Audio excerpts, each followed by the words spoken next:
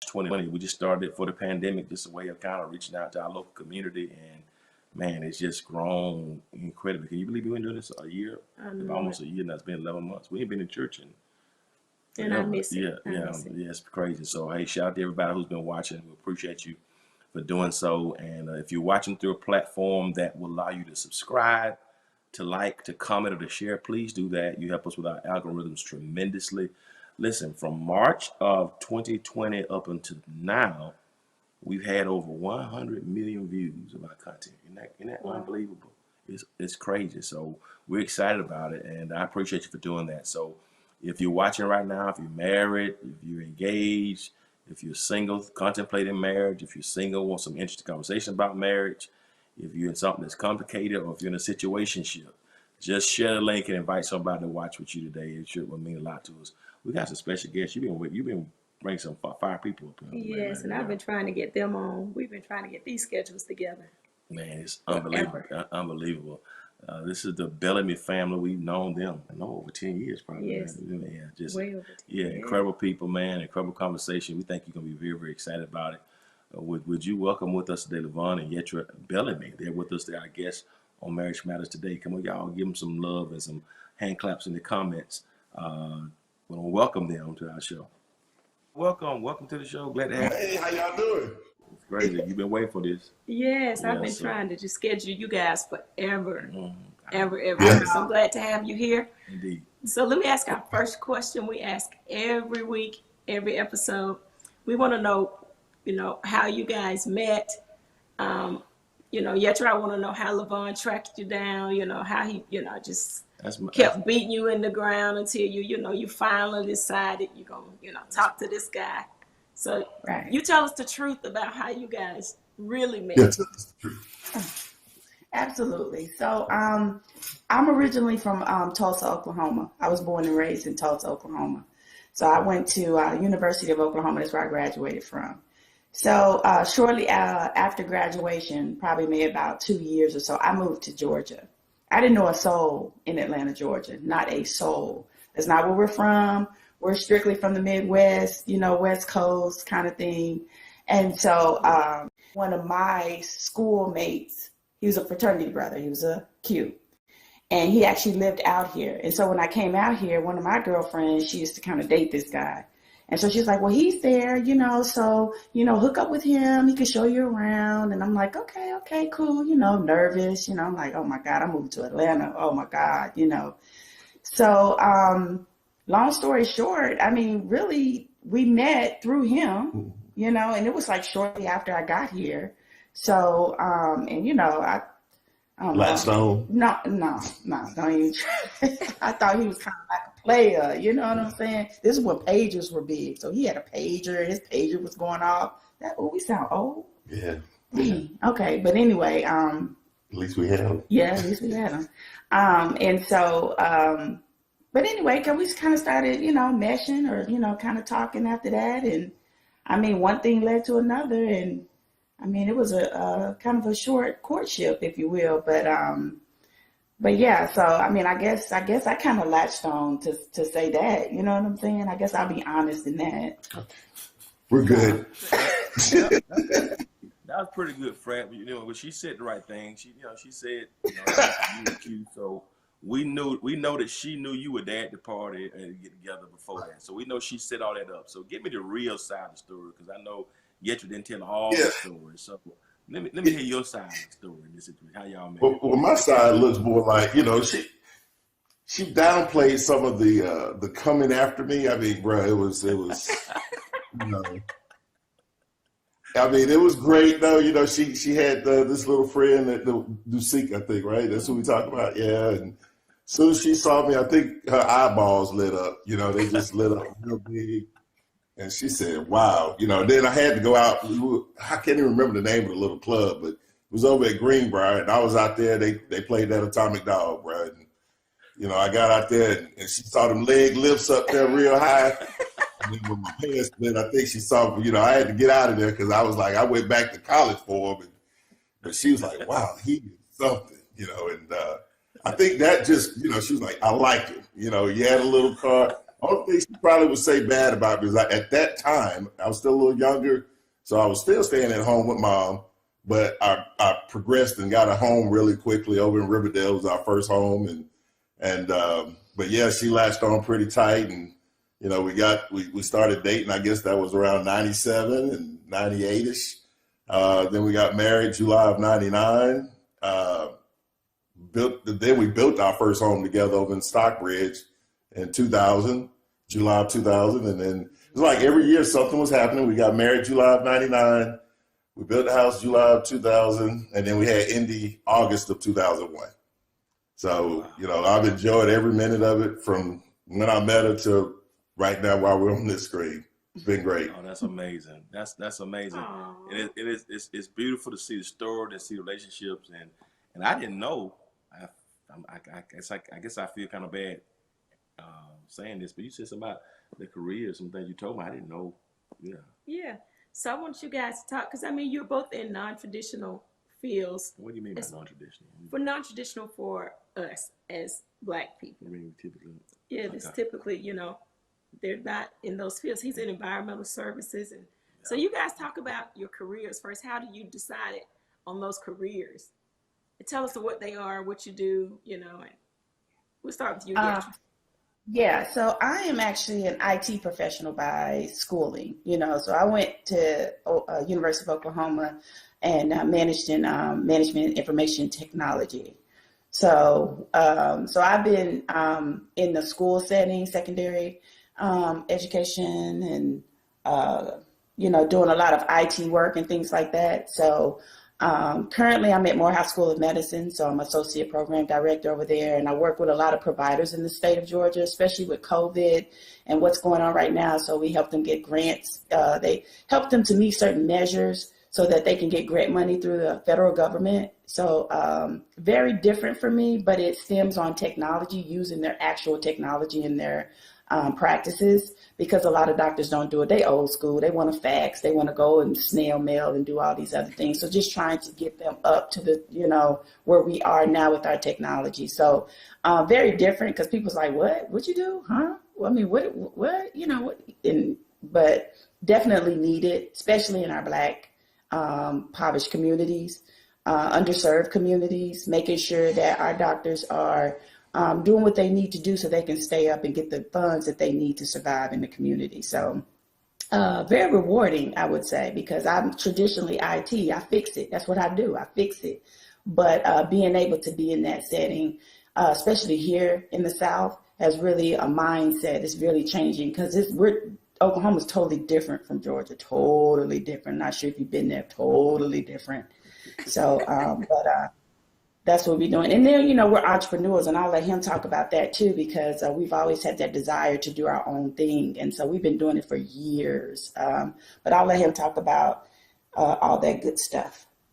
Yeah. So basically my background, you mentioned environmental work. My degree is in chemistry from UGA. And when I came out of there, started working for environmental company. It was actually a big environmental company, Laidlaw. They no longer exist, but they fall under the umbrella of Safety Clean and Clean Harbors. So doing environmental work for the company, as me and my business partners like to call it, the band. So we did that for a while, and back in 2015, and then I've worked with different companies. And along the way, as my wife said, I've always had that entrepreneurial mindset. You know, I wanted to start my own thing. So I've actually had a wrought iron railing business before, where we did railing on homes and fences, and it went well. The only thing that the reason it failed was my contractors. You know, we'd have it out Friday, and it's Monday. I'm like, wow, dude, you're making me look bad. So had to kind of get away from that. Had a scrap tire business, which was environmental kind of. There were a couple businesses around that went out of business with their transportation. So I started that, and that went well for a little while. Started Express Tuxedo during this time frame. But the one that really stuck was the one I started in 2015, which is Cbs Environmental, which we use the C as carbon, the B is boron, the S is sulfur from the periodic table. But they're really truly the initials of the three business partners. We started in 2015, and it's been, I've been in Georgia the whole time. People knew me, and when I broke away, it's amazing, but people actually gave me that opportunity to handle their environmental needs. And when I say people, I mean, I do work for, some of the biggest companies out there. We do work for Pepsi. We do work for Coke, Ecolab, which I'm sure you see their hand soaps in every bathroom you go to. There's a place out in South Carrollton called Southwire. We do work for them as well.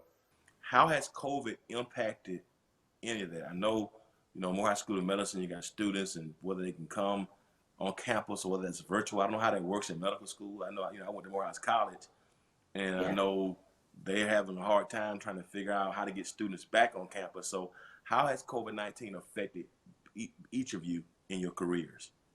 Yeah, for us, we're strictly virtual, but we do a off and on schedule, blue and green. So Mondays and Wednesdays, you got a group go in. Tuesdays and Thursdays, you got a group go in, and then we alternate every Fridays. But as far as the students are concerned, they're actually virtual, and most of them are on campus. So we get tested every 10 days. So we have to have a negative test to get on campus. You have to have your temperature checked. So they have a lot of different protocols that we have to follow, which is good because, we got to get back to some type of normalcy. So we're working through that. Morehouse School of Medicine got a lot of grants and stuff this past year to do a lot of trials and studies and stuff. So we have a lot, and we've actually been vaccinating the community right now at the phases that we are right now. So a lot of volunteer work, a lot of things are going on there. So it's good to be a part of that. But we're making it happen. So, I'm grateful for that because at least I know I'm negative and we get tested. And just real quick, to talk about that, Levon and I actually had COVID back in July. And so that was a crazy, crazy, crazy time. God bless, we didn't have some of the major symptoms and complications that a lot of people are having. But we did have it back in July. I don't know how in the world we had it because, one like we were out like that, but it is what it is. But just trying to do the right thing. So, but I'm thankful for that. That's great. So for me, back in March of 2000, back March 15th-ish of last year, that's when the city shut down everything. And it impacted my tuxedo rental business pretty hard. That's people rent tuxedos for social gatherings. And, I was actually doing debutante balls. Actually was coming to your church, measuring up AKAs. They were meeting over in the community center.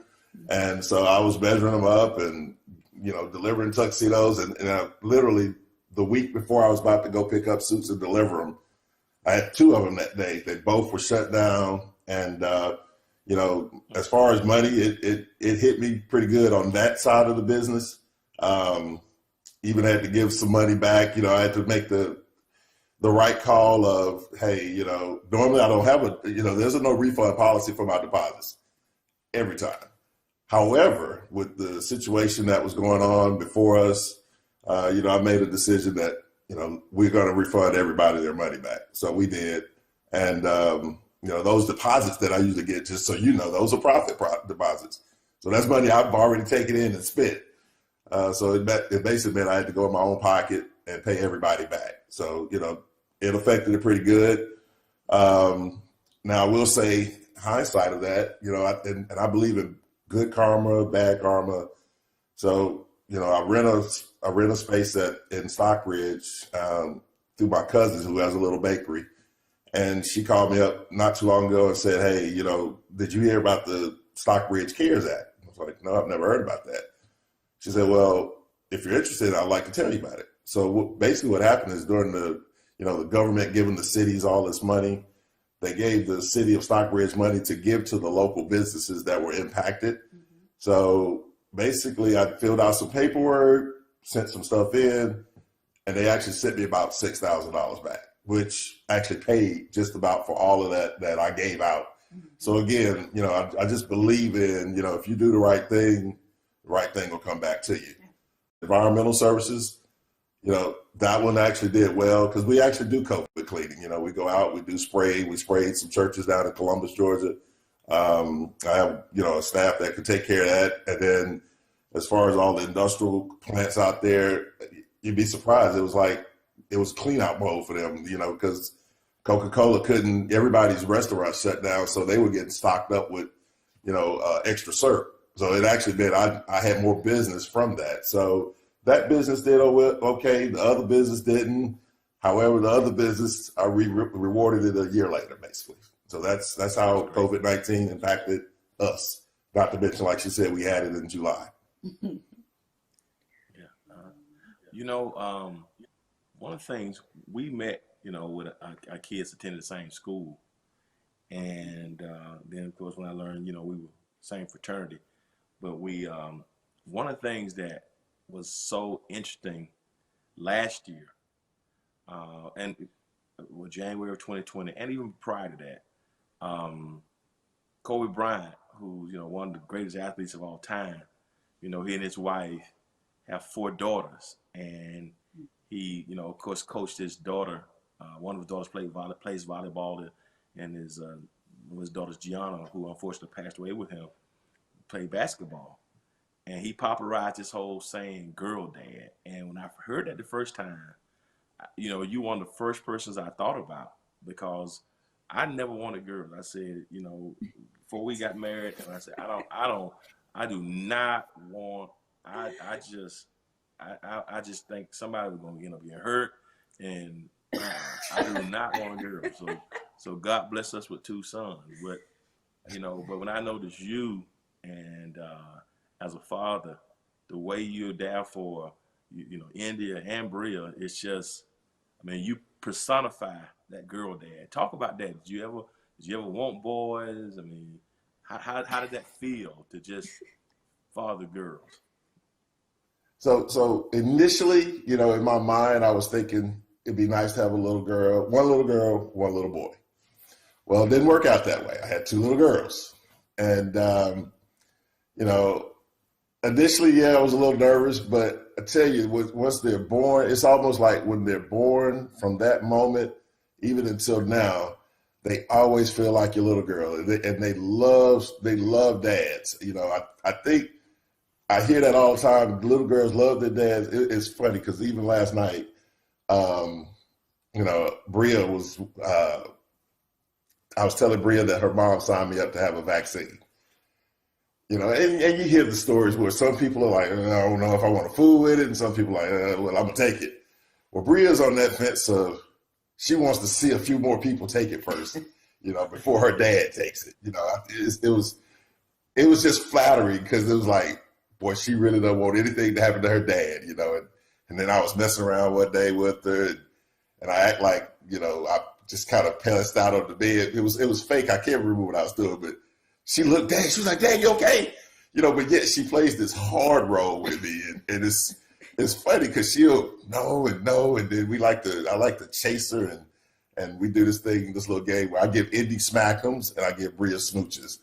Indy will take her smackums, which is just a kiss on the cheek. Bria, she likes to fight me and, you know, turn and make it very difficult. But at the end of the day, she really loves it, you know, and it's those little things that make me happy to be a girl dad. You know what I'm saying? It's just, it's nothing other than that I can explain. I mean, going back, you know, would I want a boy? Probably, but I do enjoy both of them. They give me the world. You know, I love traveling to see India play. I love traveling to see Bria play. And I mean, that's, I can see where Kobe would be affectionately drawn to all his little girls because they mean the world to you. They really do. Wow. Let me ask you this, Yetra. So I remember, you know, Kamari and India have been best friends. You know, he calls her his best girlfriend. You know, they have been very close for like 12, 13 years. I mean, like sister, brother, you know, inseparable, still talk almost every day in college. Every day. So, but I remember when she started dating, you know, and he was concerned about how she was going to be treated, you know, you weren't going to do this to my sister. Yeah. So I want to know how you guys dealt with it, having a daughter, you know. How do you prepare yourself for that? How do you prepare your daughter for dating? You know, and for you, LaVon, how do you feel like when she got her first heartbreak? How did you feel? You know, what, you know, just how does it feel? So, you know, I try to be very open with my girls, you know, and tell them about the good, the bad, the ugly. That's what we call it. We actually do a good and bad and ugly after each game, and then just in life general. And so, you know, I try to tell them to be honest, you know. Mama ain't always been mama, you know. We had a few little bumps in the road back in the day, you know, back in Oklahoma. And so I try to be very honest with them. And so as much as I just was like, oh, can she just wait, you know, to date and wait, you know, I just wasn't really trying to have those conversations, to be honest with you. But it happened. And so we, again, just trying to be honest with her, talk her through what does dating actually really look like for you at this age? Like, what do you like, or what do you think it is? Are you trying to do what your friends are doing? You know, what is it? And I'm telling you, when she had Kamari and Makai in her ear all day, every day about what was going on, and you know, they trying to be boys too. You know, they can't tell all the stuff, but you know, at the end of the day, that was his girl. And I can appreciate that because she had friends that care about her, number one, when she didn't want to listen to mommy and daddy. But at the same time, she had those people, those friends in her. And that's important for me, for her, is to have those right people in her corner, in her circle. So she know I'm going to be honest and brutal. She'd be like, oh, my God, why? Oh, my God. Why you got to say it like that? Because that's real. That's real talk, you know. And so, but again, she'll tell me any and everything. And sometimes I'll be honest with y'all, I just don't want to know everything. I really don't. I really, really, really don't. Don't tell us, but I really don't. So, but just being able to have that open communication around here, that's what we do. You know what I'm saying? I don't believe in hiding behind any fig leaves or anything like that. It is what it is, and we gotta deal with it. So, but it was different. It was different because she was growing up, you know, and I think at that point in time you realize you don't have a little girl anymore, you know, and now Bria's trying to do her little thing, and I'm like, Lord help. Ooh, so, you know, but it is what it is. Mm-hmm. So. Yeah, we always compare Bria to her dad, mm-hmm. and Indy more to her mom. And the reason I say that is because Bria hasn't had a boyfriend yet. You know, Indy had her boyfriend first 8th grade, I guess it was. And I told Bria, I said, listen, be like your dad. I said, I didn't have my first girlfriend until I was a junior in college. I said, get the books, study, play basketball, stay in shape, do what you got to do. You know, she's very self-conscious about the way she looks. And I'm like, girl, you're fine. I said, trust me, you're going to be okay. You know, Indy's a little thinner, but Bria's, you know, and I'm like, listen, so we have to do a lot of, you know, hey, you're this person, it is that person. Yeah. But you know, but we work on it and we keep it going. Yeah. And as far as, you know, kind of going back to how you asked me how I deal with it, you know, I'm the wuss between us. You know, I will, you know, like they say, daddy's usually wrapped around their little fingers. We are, you know, and, you know, I'm just thinking about the one time I remember Indy crying and her heart would break. It actually wasn't with a guy. It was we went to Charlotte to see her play, and we had a whole family come to Charlotte. I mean, we were 20 deep, you know, and did she play a little bit? Yeah, she played. That was freshman year, so she played a little bit, but I can't remember what was going on. I think they were letting the starters fly home from there. You know, they did a lot of stuff that I didn't care for. You know, they would let the starters go get massages and this. So anyway, she came out and she said, she just broke down crying in my arms. I was like, oh God, what's going on here? You know, she said, I want to come home too. And I was like, you know, and I mean, it was with the real ugly cry face. You know, it was the ugly cry face. And she was all in my arms. We were in a parking lot at whatever restaurant we went to. And I was like, well, listen, I'll go. You know, I didn't mind paying for a plane ticket. I was like, listen, I'll go talk to the coach. And this one right here, though, she'll be all right. Sit on back in there. I mean, she's brutal. Like she is brutal. I'm a wuss. So that's how I deal. I'm the wuss. So we kind of have to have each other in order to make it work.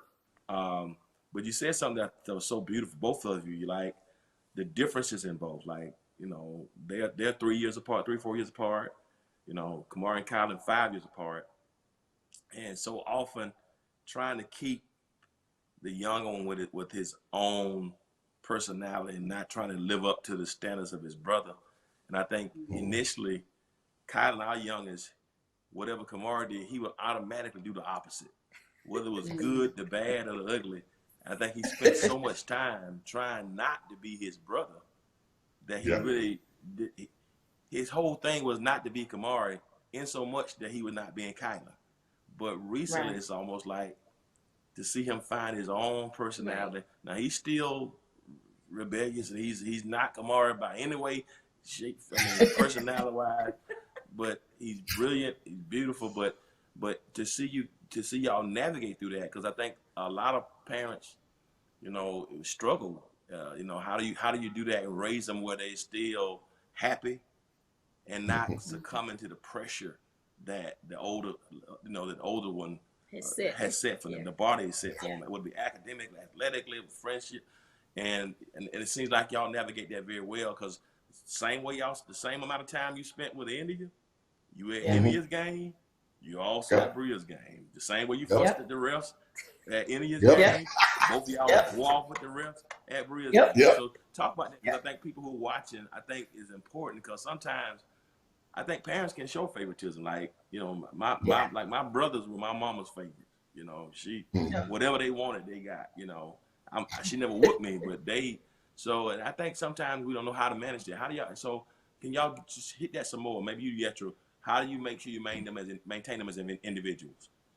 Yeah, and and I think for me, and I treat them as individuals, so I never compare. That has always been what we do in this household, and so we have to actually teach our family not to do that. So that has been very, very, very important as when they're growing up. You can't say what India, if she looked like, or if she did something, and we had to retrain our family. Don't do that. Don't compare them. They are individuals, and I treat them that way. Bria is musically inclined. She has a whole nother set of gifts, if you will, that India doesn't have. You know what I'm saying? And so I try to focus on those things and be like, but you're a little more well-rounded. You know what I'm saying? Not that India's not, but you got it going on. You know what I'm saying? So don't worry about that. Play your game. Do what you need to do, so that you can move forward. It ain't your paths are not the same, and it's okay. And I think for me, I had a younger sister. I have a younger sister. She's 6 years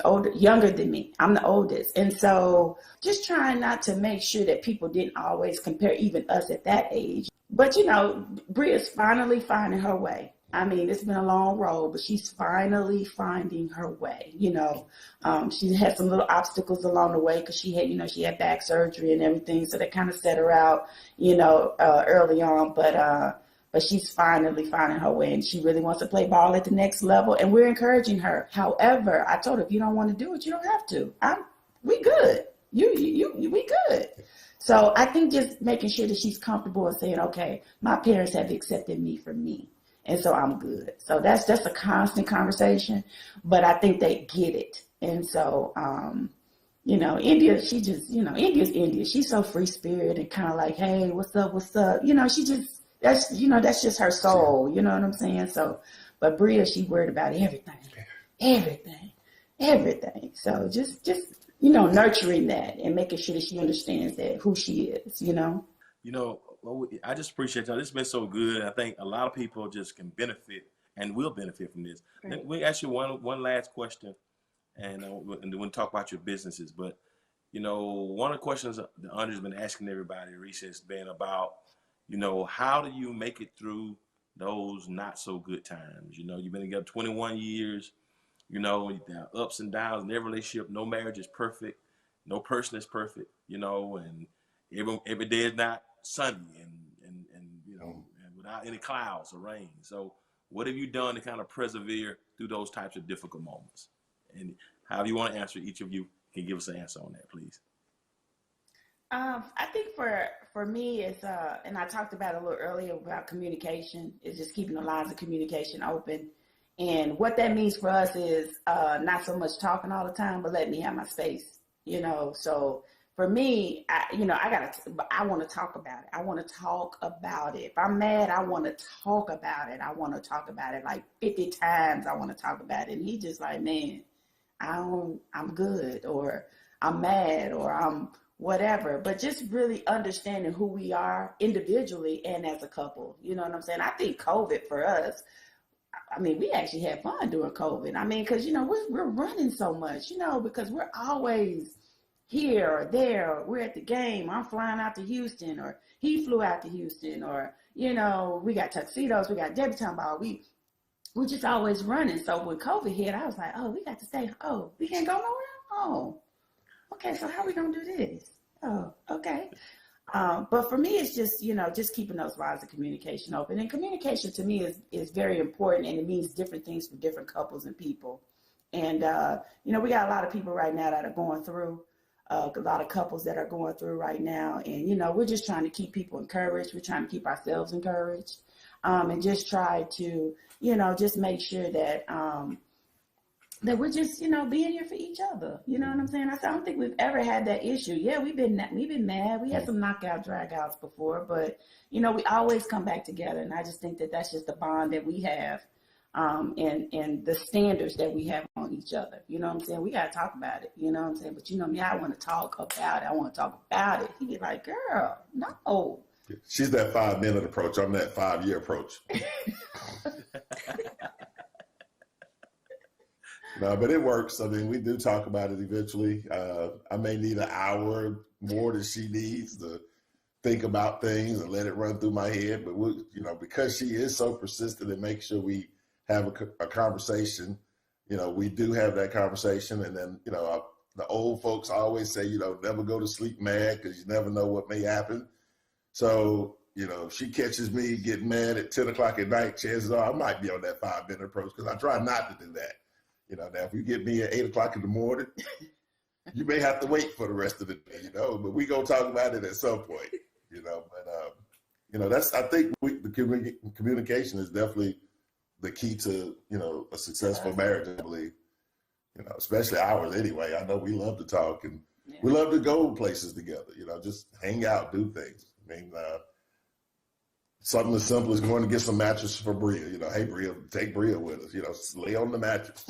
Make sure you like it. Make sure it doesn't hurt your back. You know, with the back surgery, we always want to make sure she's got the right thing. And, man, after we got the mattress last night, sat there at the store, just like it was a house. You know, we sat back in the store and talked for about 30 minutes, just me, her, and Bria. You know, and then came on home. So, I mean, it's just being in different places, doing different things as much as you can during these COVID times, you know, because we can't go out in a social gather. And I mean, it was maybe 3 or 4 people at the furniture store, so nobody was around us. I mean, we literally looked like we were at home, just in the store. And, you know, that's what we do, things like that. That's great. So one last question, because I want to hit this, because we believe in supporting Black entrepreneurship. Great. And you guys are doing a whole lot. And I want you to just talk about, so how can people contact your businesses? You talked about them earlier, but just in case anybody may have missed it, can you tell us what those businesses are and give us the contact numbers? Of course, all the information is going to be on the screen, but I want people to know who you are, what you're doing, because we got to support our own. Even though we have a lot of different people of different ethnicities watching, you know, I still believe in, you know, African Americans pushing African American businesses so we can help empower our community as well. So no offense to nobody in anybody's community who's watching, but we want to help support our own businesses within the African American community. So you can talk about those businesses and give us the contact information. All right, appreciate that. So basically, the first business is Express Tuxedo. We've been in business for 22 years. Basically came up with a concept of delivering and picking up tuxedos.